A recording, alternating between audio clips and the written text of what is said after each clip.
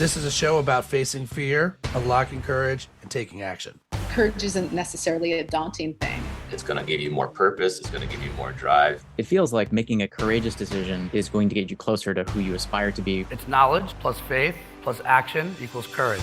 It's a feeling, and you're lit up by what you feel and what your intuition's telling you. And so I think it's easier to be courageous when you are tapped and tuned in to what's calling you.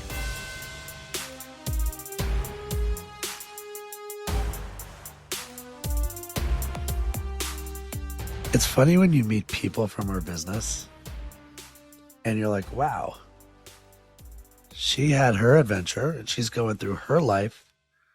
And we don't know each other, but you meet, when you start to connect, you start to like, wow, she went through her journey.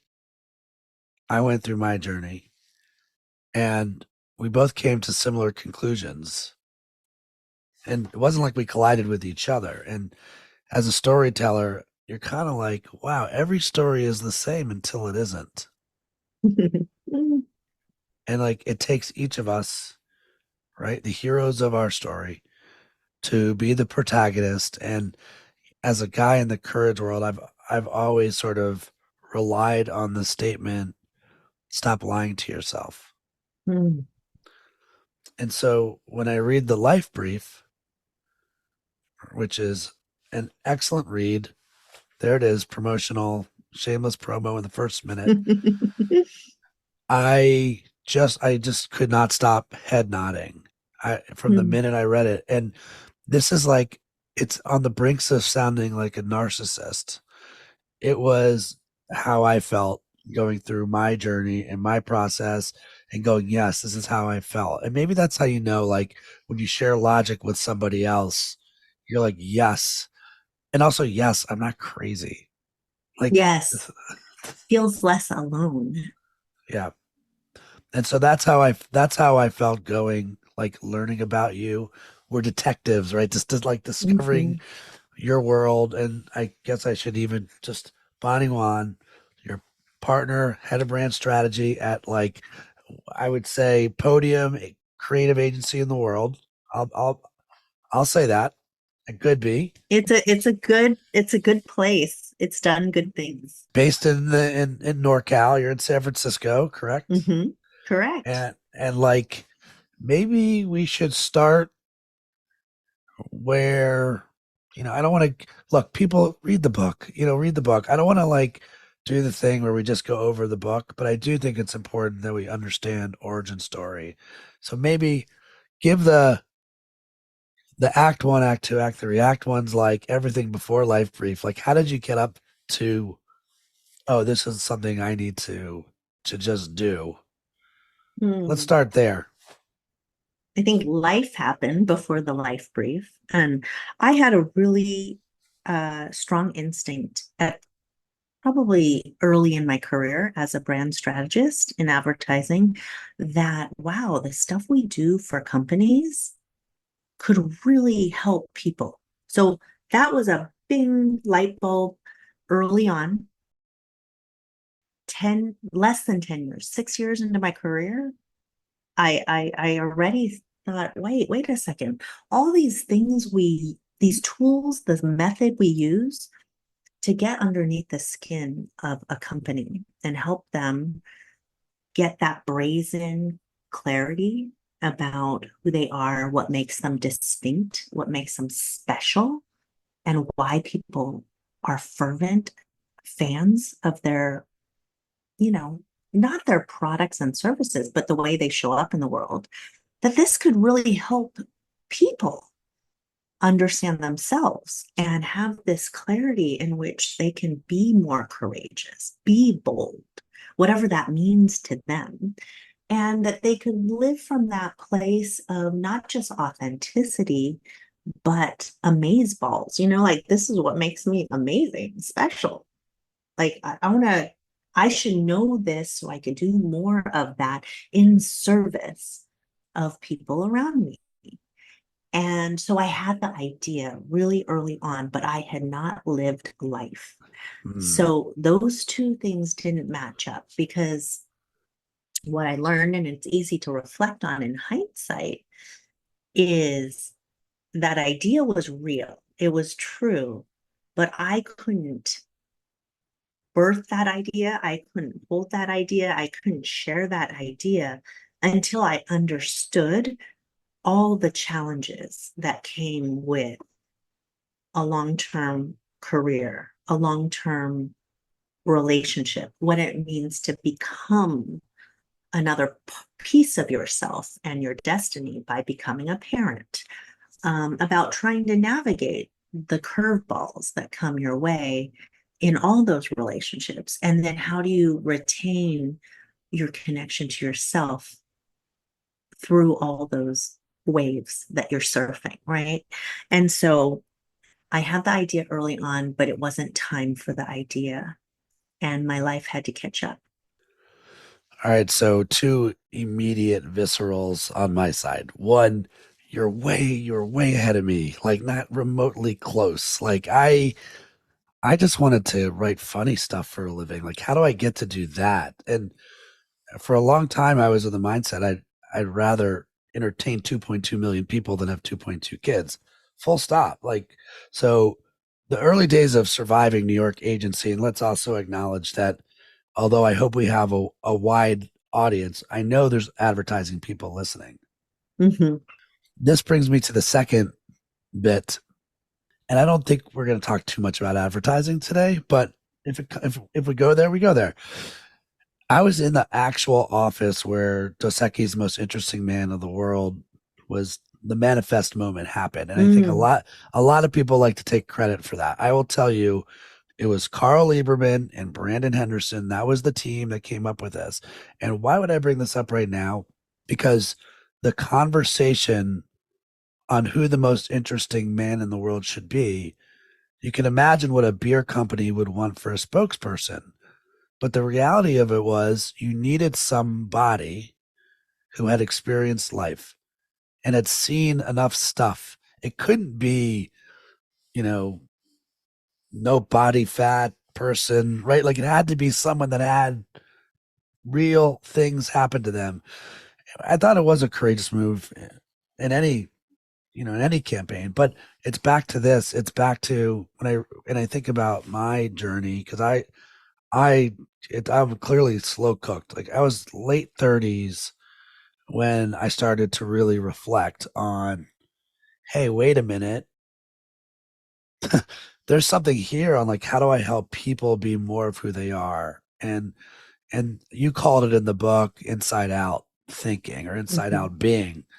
And I'm like, it's almost like an eclipse. Like the minute you're outside can actually mirror the actions that are happening. The inside can mirror what you're putting in the outside world. You've got a shot to truly be yourself. So Oh, it's so bravo. potent. You can feel it when someone is aligned, right?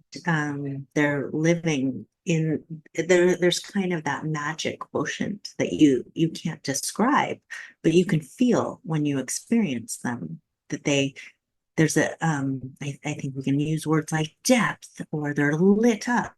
I don't know, whatever words we want to give to it, but there's something special. They know what they're talking about. That they're coming from a place that they're almost bleeding it, but in such a vibrant, dynamic way. And I just didn't have that. And I think what it taught me about ideas is that ideas have their own life, ideas have their own time. And once an idea meets its time, then it takes off. Mm.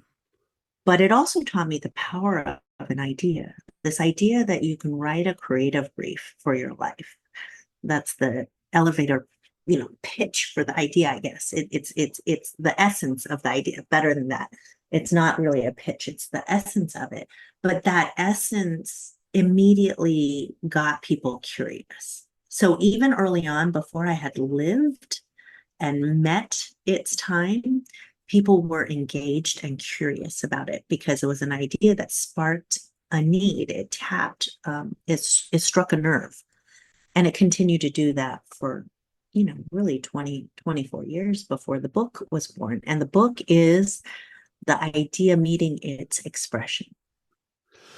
So to me, the life brief is, and this will probably be the worst way it's described. I'm going to break the record for worst way, but I promise you, I promise to stick with me through this. As I was reading it, I'm like, this is the best chum. It is by far like the best chum to attract your fellow fish in the right waters. And people are swimming in the wrong murky waters all the time. And you get it. Oof. Murky waters are scary. It's cold. You can't see your feet, in these rough, salty ocean. And I think what I loved about what you're doing is you're putting this story, this chum. It's not a great term. I love it. I think Okay. it's juicy. Can you hear the background? Guess what city I'm in? I I can don't know know. if you can hear it. You can. It's the streetcar No, ringing okay. Oh, bells. there's the ring. Yeah. So I wonder, since you've, first of all, I'm very curious as a planner because I know how Mhm. deliberate you are, and do you feel like you were slower out of the gate because you wanted to make sure you followed the process and make sure you wanted to listen and quant and qual, or No, no, you know what? It's funny. I am a strategist, but I'm a creative strategist. So I'm bursting with ideas. I chase hunches. So I love the art side as much as I love and appreciate the science side of it. So I have learned to be more rigorous over time, but I grew up in advertising when we didn't have access to as much data. So much of it was um, qualitative, so human data, emotional data, before the big data came into play. So I'm very instinctive and intuitive as much as I am now also rigorous. I love the term "I chase hunches." That's a good T-shirt too. Do you have that Mm, as a T? No, I don't have enough t-shirts, but I do love that. I like that you appreciate that. So, what gave you the? I mean, this is a sort of cliche courage, but I'll just say, what gave you the green light to go? Yes, it's time. Let's go with the life brief. Oh, it's not as heady as all that. I think what I love about being in the stew with creative people, right? I've grown up in the sandbox like you with creatives like yourself. People who are idea led. I talk about this in the book. So when you're idea led or insight led or aha stirred, you aren't really thinking about what's the right time. It's a feeling, and you're lit up by what you feel and what your intuition's telling you. And so I think it's easier to be courageous when you are tapped and tuned in to what's calling you.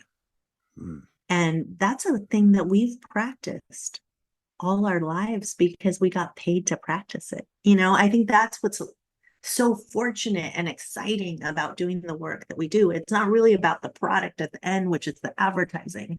It's the stimulated practice we've had our whole lives of going with, connecting to, being activated by our knowing, our ideas. And when you are feeling that kind of excitement, it doesn't feel as risky. You're not weighing all the costs or sacrifices. It almost becomes not even a choice. Hmm. I love when courage is the thing that pulls you versus something you have to drum up. Yeah. I mean, you're speaking to my bones here a little bit, right? I mean, it's almost like a violation of yourself, Yes, that's so beautifully put. right? It's how do I not? I mean, again, we're back to stop lying to yourself a little bit. So I I'm curious, you talked about penetrating questions in the book. I can't imagine I'm the first to ask this question, Bonnie, but what do you really want? Oh gosh. I want to serve at scale. I've done commercial creativity for so long, and the book was my opportunity to put something, well, one, I want to make and create. I've always been a strategist, so I've always been in service of somebody else's creative expression, right?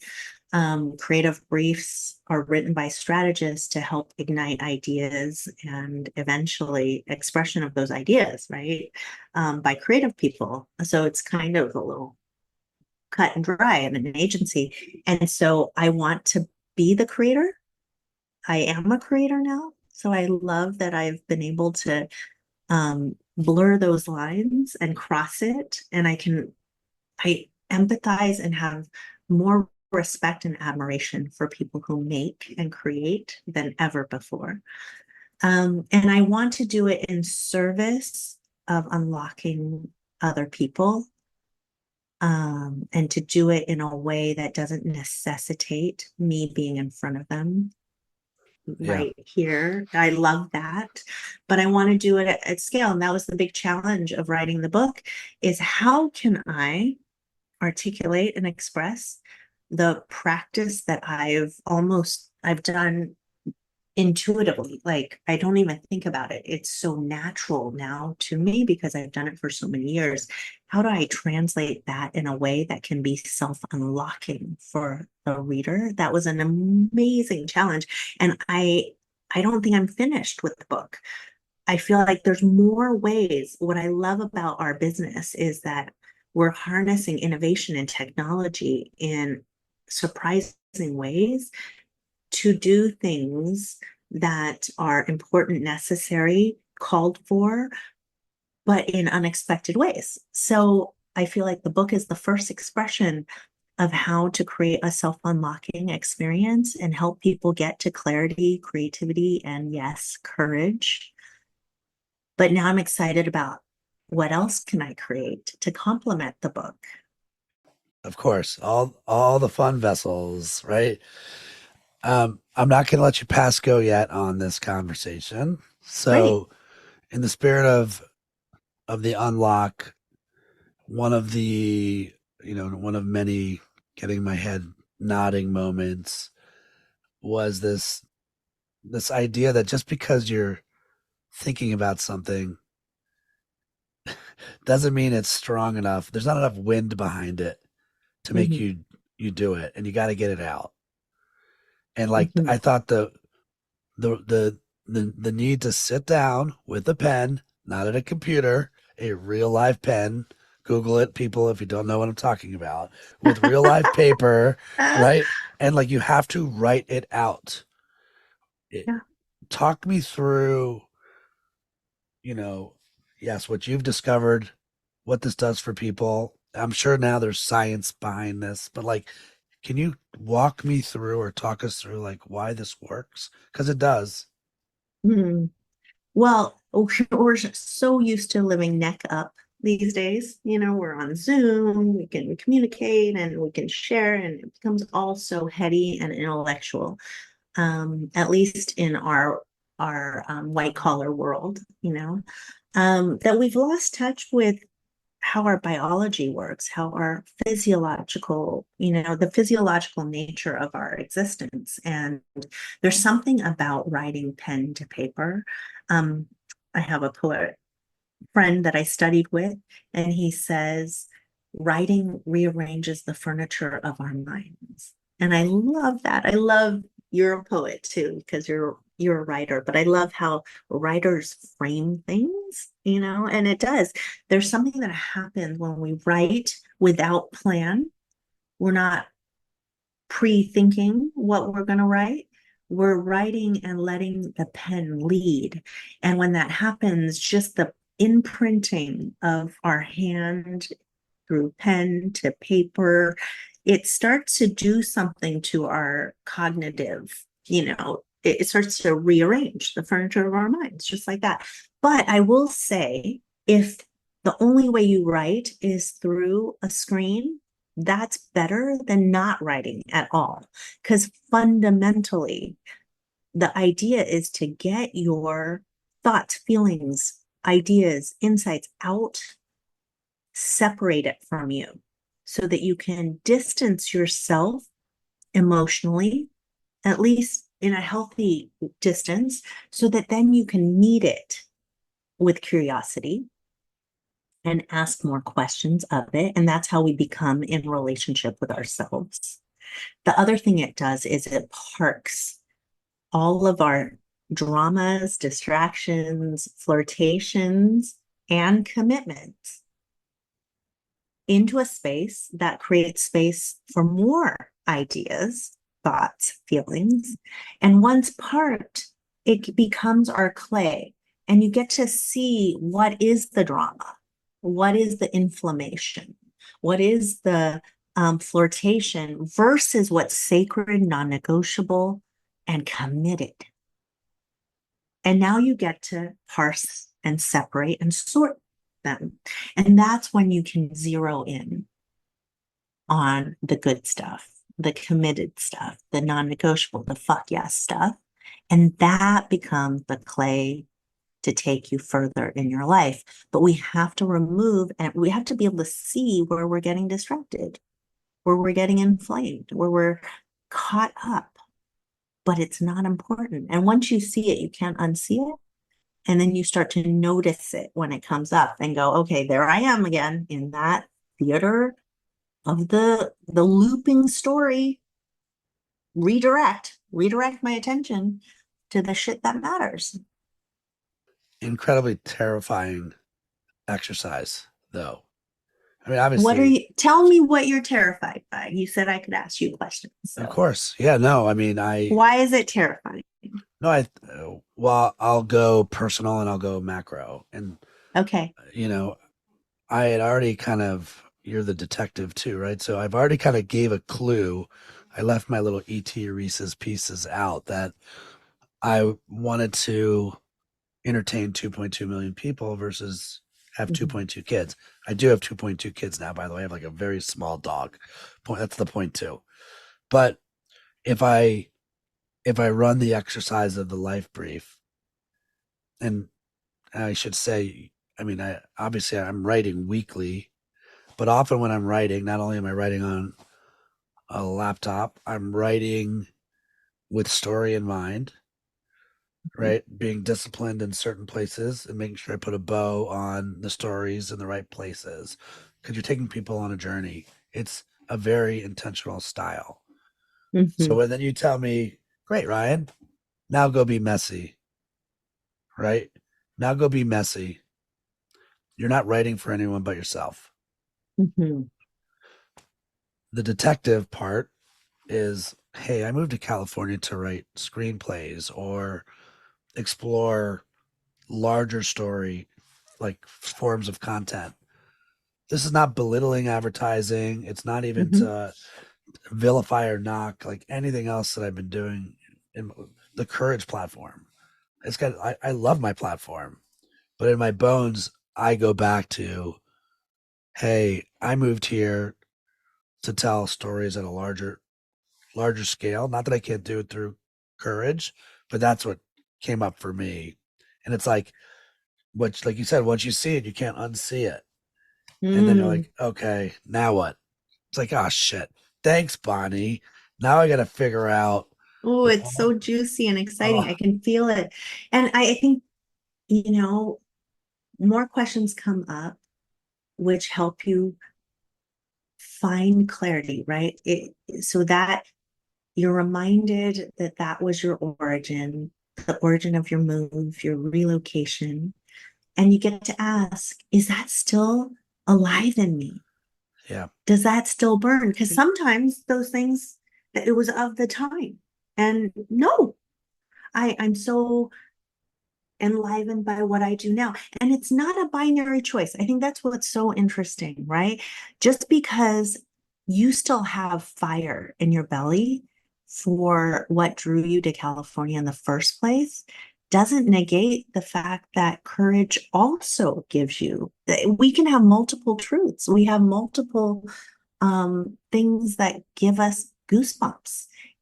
It doesn't negate. I think so many times we're conditioned in life to think that because we want one thing, everything else is invalid, or because this other thing feels right in the moment, that thing is forever dead or gone. None of those things are true. That's what I call it creative living, because creativity is all about how we see things. Creativity is not confined to art, but if you are drawing, you can't draw until you see. And it's the way you see your subject that helps you put it on the page, right? And so creativity starts with how we perceive, how we see our lives and how we see our relationships and how we see our situations. And what I'm hearing from you is you had this burning desire or itch or whatever you want to call it that brought you to California, and it unlocked this whole life that has many chapters from what I've learned in talking with you, because it had many chapters. And it's an and. It's not a but. No, it's an and. And It's an and. So if that you're thing reading, is still there.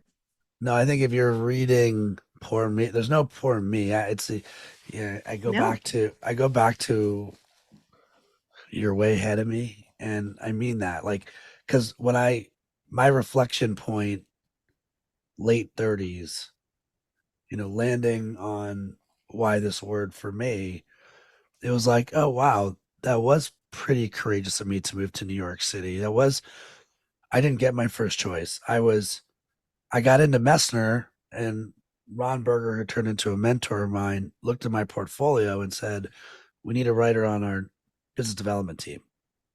I was like, so I got the job. I'm like 22 years old. And I equate it now to like, I got into the college I want, but not my major. And I had to work my butt off. It took me 4 years to get in to the creative department. And then now what? Now what? Like, oh, I want to study longer story structure. So I took night school to do that. That was courageous of me to do that. That was courageous of me to move to California. So like that was courageous to start an agency, even though I had no idea what I was doing. Like fear and stubbornness ruling the day. So to me, it's an and. Some It's would not a say but. crazy versus Well, courageous to start an agency. It's a tough business. I would say maybe reckless, if I'm honest. At the time, as a 29-year-old kid, it was reckless. But you figure it out. I like to make up words. I call that figure it out ability. You have figure it out ability. There's a line that you have from the book and you had a lot of lines in the book. The one that pops on this part of the conversation was, if we don't check in with ourselves about our own dreams and desires, we might end up following someone else's plan. And I feel, this is like, when you just like, as professional observationalists, I think birthdays, I just turned 48, just had my birthday this weekend. Happy And birthday. thank you. And I think it is a happy birthday. And I think birthdays are checkpoints where we can very quickly decide, like, if you're happy, if a happy birthday is a happy birthday, you're at peace with where you are. And I'm very much at peace with like the choices that I've made. And so I'm curious for you, like when you think about the journey for you, and let's say today was your birthday. Happy birthday. Would this be a happy birthday for you? Oh, yes. Yes. But I find there's always this impatience too. That's what I struggle with. But I want to back up. I think I have a parallel to the story you shared. I started at Goodby Silverstein Partners in the year, 1998. It's a long time. And the first time I had this idea about writing creative briefs for your life was in the year 2000. And I left the agency to try my hand at it. So it wasn't just an idea. I wanted to try it, but I hadn't lived life, remember, from the beginning of the conversation. And so I did it for a couple years, and I think it more or less failed. It didn't take off. And I gave up and got married. I had kids, and I came back to the agency. And I came back full time. I came back freelance for a while, and then I came back full time in 2009. And I've been at the agency since. And in my head, I had failed. I had tried this idea and I had failed. So that was the story in my mind. And then in 2010, I hit a real ditch in my life. And not because I thought it was a good idea, but because I was desperate for a different way to see my life and a different path out, because the only path I saw was divorce with my husband, and that felt complicated, terrifying, a failure I wasn't willing to face. So I did the thing. I wrote a creative brief for my life. Instead of thinking of it as an idea for other people, I did it for myself, and it completely changed the trajectory of our lives. And so I guess I had this story of failure, and then now it's come into a whole new iteration, not one that I had planned for or intended, but in the long road of it, the story really changed dramatically. How do you give people like the short circuit they need to block out the outside world and to just lock in on who the heck they really are?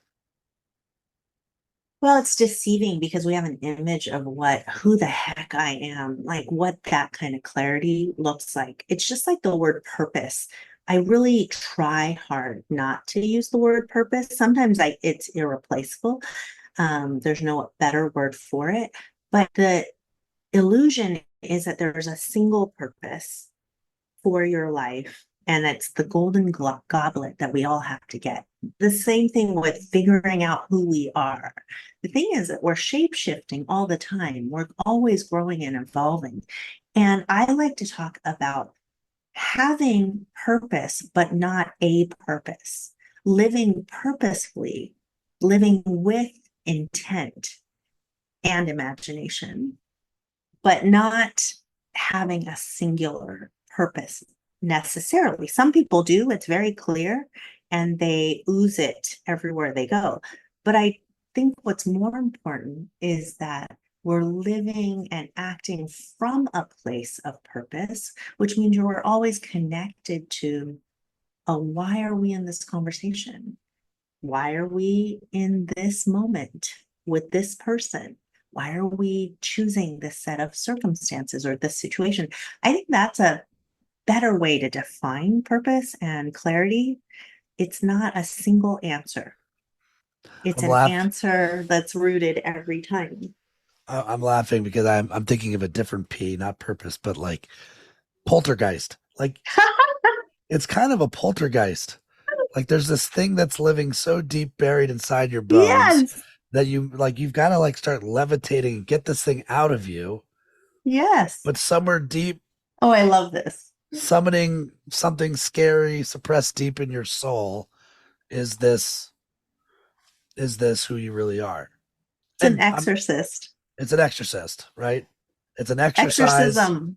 Yeah, there's something there. This is like two creative strategists walk into a bar. But like that's but like the the scary truth of it, right, is that I still think that we're little boys and girls trapped in these adult bodies, and we're doing the best we can. But like the more as life goes on, we like almost lose generations, and we suppress and we suppress and we suppress and we suppress. So Mhm. again, what I like about the idea of the life brief is it's like, hey, this is a wet paint idea, but it does take you committing to putting your life on pause, maybe call a slight timeout, and like And I've always said that selfish gets a bad rap. Like this, like you have to take care of you first. Like, what do you want out of all of this? I love that. I think there's selfish, there's self-obsessed, and then there's self-centered. And I think this is a self-centering practice. I like that better than selfish. Let's use that moving forward. We're gonna. By the way, I loved your in the book your some of your conversations with your dad and how Mm, his lens of the world and the framing of the world, especially there was a conversation about justice, this the need for justice, and I when I was going on my little sojourn of courage, and it was really 18 months of just asking questions. I know we're aligned on mm, the importance of asking questions. One of the things I looked at early was values and the importance of values. And I always say, how valuable are your values? And core values are not eye rolls, they're how the exceptional role. And I looked at my creative team and I asked them to pick their values. And what was amazing, very subjective business, right? We can still agree even with data, this is a subjective oh, world. yes. And almost down the middle, I had 50% of my creatives who had fairness on their list. And I had about 50% who had justice on their list. Mm, I think from a creator's perspective, fairness, the difference between fairness and justice is fairness until it isn't. So it's like a creative who got screwed along the way. hmm. And fairness flipped to justice, where they finally felt like something wasn't fair anymore. Is it in the eye of the beholder, both? Yeah, Or is one more subjective? from my lens, it's eye of the beholder, and it's from their lens. Oh, well, fairness. I believe in fairness. Everybody gets a chance, and right, may the best idea win. And justice is like, well, actually, who decided that that was the best idea? Maybe, yeah, maybe that is. Justice has a judge, Yes. either the law or the rules or a person. Fairness maybe is the eye of the beholder. I mean, we Yeah. talk about it with kids, right? It's Yes. not fair. Life's not fair. Yeah. That's not just. That's what my kids are going to start saying. That's not just. That's fun. I love the wordplay. That's what's fun about our jobs, right? Yes. And it never stops. All right. So I love this. I'm definitely in the stated and created space. So you need to know what to say before you state, Okay. right? So Yeah.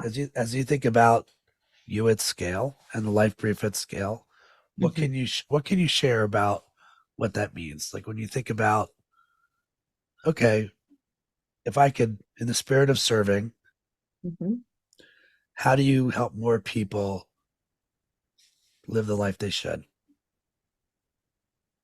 Again, it goes back to the center for me, the essence, which I'm a brand strategist. I like to me, I want to create lots of ways to help people self unlock. Because at the end of the day, this is about agency. And I love that I work in agencies. You've started agencies, but this is about personal agency. And I think I love leading, parenting, coaching, but that requires that deep investment of relationship over time. And I'm fascinated with the challenge of how to provide that without being interpersonal, because that's the only way to scale. And I believe so deeply in my bones that when people connect and are in relationship with themselves and can get to that exorcism, right? That poltergeist, and get that little girl, little boy, that purity of imagination and possibility and yes, purpose, sense of purpose out, that is going to be their greatest compass for navigating an ever more uncertain an unpredictable world, it is also going to be the root and source of our own aliveness. We know loneliness is an epidemic. People feel isolated. People feel detached. People feel like they're languishing, even if they're not in a place of despair. And I want people to feel agency in tapping into aliveness. And so the great challenge for me is, how do I do that in a way that helps them do it for themselves? In the spirit of Bonnie, we could talk for 3 hours. Like, this is so, like, really, are we already like done? Are we already nearing the end? Which makes me Never sad. done. It's never done, Ryan. Work in progress.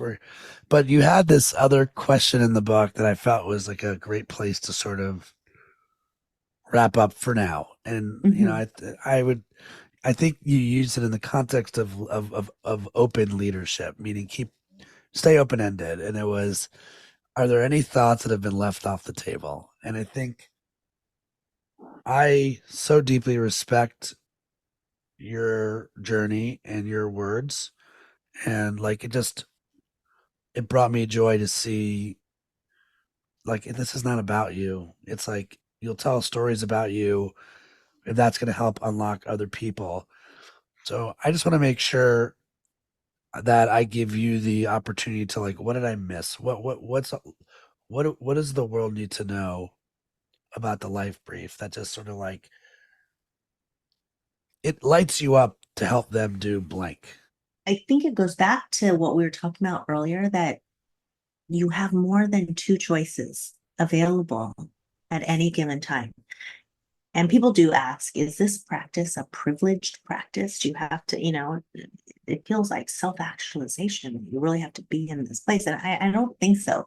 And in the book, I talk about my friend Molly, who lost her dad to suicide, lost her brother over the pandemic to suicide, lost a good friend to homicide. We've had losses of a mutual friend. And so, but she makes a choice all the time to meet the world with curiosity and to represent the joy that each of those people in her life injected into her. And so I don't think it's a practice of privilege, but I do think it is a practice of seeing things differently and seeing that you always have more choice than yes or no, this or that, stay or go. And that there are lots of ands. We live in a multiverse. Life is a multiverse. There are many truths. Just like you said, it's subjective to be human. It really is about how we choose to see things. And when we rewrite our stories and we change our stories, we actually end up changing our lives. And so this is a practice of seeing your situations differently, reframe them, see them in a way that can unlock a new way forward, a new way of showing up in your relationships. And that's where aliveness is. I could tell you that for me, one of the things that I ended up writing down because of your work was this spar with the meaning of life. Mm. Right. And again, I know this is for some who are just trying to get through their run, or like they're in their car, then maybe this is like, really, Ryan?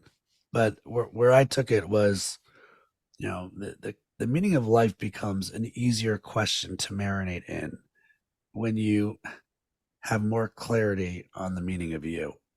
Yes, so beautifully put. And so to me, it's like, there's so many years that I was like, well, who am I? You don't ask yourself. I didn't ask myself these questions, right? It wasn't until 39, writing the book, where those reflection moments happen. But now it's sort of the same thing. Once you start the practice and you start building that observationalist muscle, to me, it's just a quest of like the meaning of me. Is this in line with the meaning of me? Is this out of line with the meaning of me? Am I It's like if you can decide who you work with, we're back to the chum, right? Like Mhm. that to me, that is also the mentality of courageous, and why I probably feel very connected to you. Is like, if I can only work with people that are curious, that are brave, that want to go for it. Maybe they don't know how to do it, but they're willing to go there. There's a willingness. Just like you meet people that are willing to, like, hey, write the life brief. See what, have permission to see what comes up and let it bubble out. And then it's going to be messy and go from there. I love the Now, word willing. Thank you to for me, saying it. honestly, willing is my favorite word in the dictionary. True story. The original title of my book, which would have been too narrow, was Willing Courage Brands. And I probably the same Mm. reason that you love it is why, I mean, too narrow of a title, but like, are you open minded? And then will you will it through? Like, once you make a decision, can you have that will? So, Bonnie, I can't, like, people, you can't see me. I'm bowing down. Like, it's like, thank you for thank you for putting this into the world, and for anyone who stayed with us for, I think it says something when someone has made it to minute 50 of a podcast. What do you want to say to them to end the show? Mm. Do it in bite-sized ways. When we talk about all these big topics, meaning of life, purpose, these are not, they feel daunting. They feel out of reach, and really listening. It just all starts with listening to yourself and giving yourself permission to speak in words, on writing, in writing. And you can do it in 5 minutes a day. These are not, don't be terrified.